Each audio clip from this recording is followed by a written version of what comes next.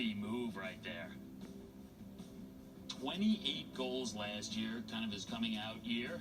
Gets one here. Rangers in control. It's 3-0. Liam McHugh, Henrik Lundqvist, Anson Carter, Paul Bissonnette, the great one, Wayne Gretzky.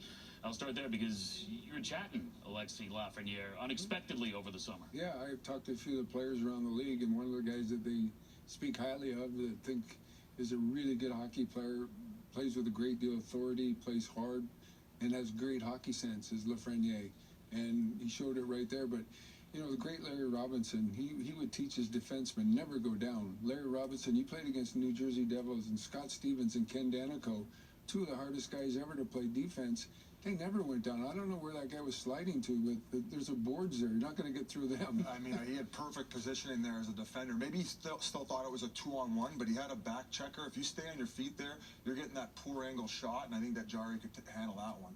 And then, to make matters worse, 12 seconds left in the period. It looks like you're going to escape down 2-0. No, it's 3-0. But as a fan, when you're watching this, if you're a Pittsburgh fan, you're like, oh, something bad's about to happen. Yeah, it was just the way the Rangers were moving the puck, but also getting to the loose pucks.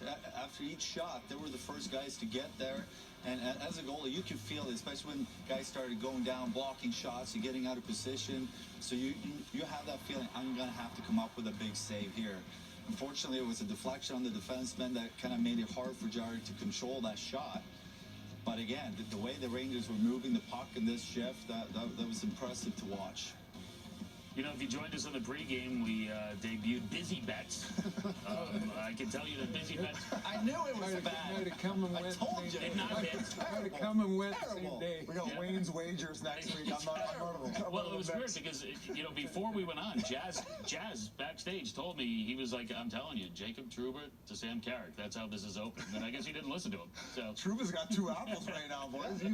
He might win a Norris. You're going to win the Art Ross. Well, let's look at the first one, right? Because this is how the Rangers open up the scoring. It's our Lexus highlights. Ace, what do you got? Yeah, the third or fourth line players, you have to get on the body, and this is a perfect example of it.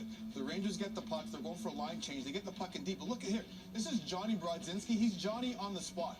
Pittsburgh's in great position, but if you're a checking line type forward, get on the body. He does just that. He hits Letang, the stick goes up in the air. Now they're in trouble. Now it becomes a yard sale in the corner. They get the puck back to the point, and look who's going in front of the net.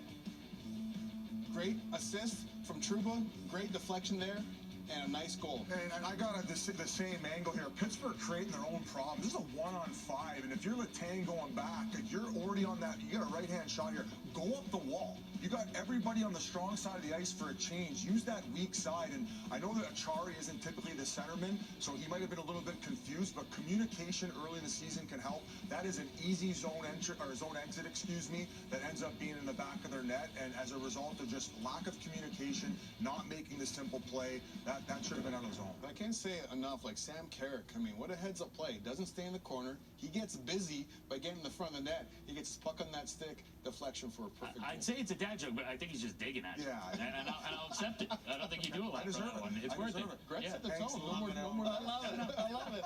We're off to a great start. Aren't we? This is way off. Oh, my God. That's and He's the way Rangers off. are off. I We're off to a great start. I'd be a little bit nervous right now if I was a Pittsburgh fan. I'm not just saying that. You know what? Listen, Shesterkin's probably going to get an empty netter tonight, too, just to make matters even worse. Listen, I'm pulling for Sidney Crosby. He's been great for our game.